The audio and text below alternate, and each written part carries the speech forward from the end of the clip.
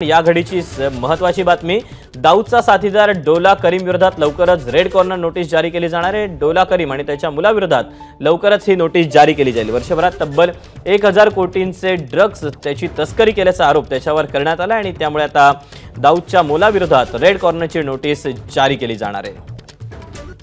तेव्हा या घडीची एक मोठी अपडेट, दाऊदचा साथीदार डोला करीमच्या विरोधात लवकरच रेड कॉर्नरची नोटीस जारी केली जाणार आहे। अपडेट जाणून घेऊयात, सूरज ओझा आपल्या सोबत आहे।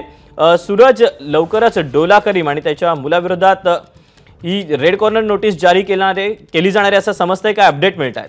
की डोला सलीम हा दाऊदचा खूपच करीबी असलेला माणूस आहे आणि तो दुबईमध्ये राहून तो भारतात ड्रग्सचा कारोबार करतो आणि असंही म्हटलं जातं आहे की एका वर्षात तो 1000 कोटींचा ड्रग्सचा व्यापार भारतात करतो आणि ह्याच्यातून मिळालेले पैसे तो दाऊदकडे जातो, त्याची गँगकडे जातो आणि त्या पैशातून तो अँटी नॅशनल ॲक्टिव्हिटीज ही देखील करतो। तर या प्रकारचा गंभीर आरोप या डोला सलीमवर आहे, म्हणूनच त्याच्यावर लवकरात लवकर रेड कॉर्नर नोटीस देखील मुंबई पोलीस जारी करणार आहे। त्याचबरोबर त्याच्या मुलावरही देखील RCN जारी करण्याचा जो प्रोसेस आहे तो स्टार्ट करण्यात आलेला आहे। तर हा मुंबई पोलिसांचा एक मोठा पाऊल आहे अंडरवर्ल्ड वर चाप बसवण्यासाठी। तर मुंबई पोलिसांना या प्रकरणी महत्त्वाचे साक्षीही देखील पुरावेही देखील मिळालेले आहे।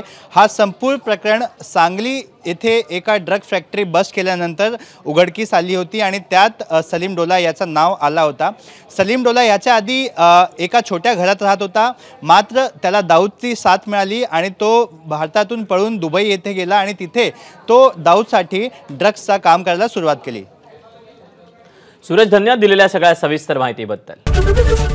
ABP माझा, उघडा डोळे बघा नीट।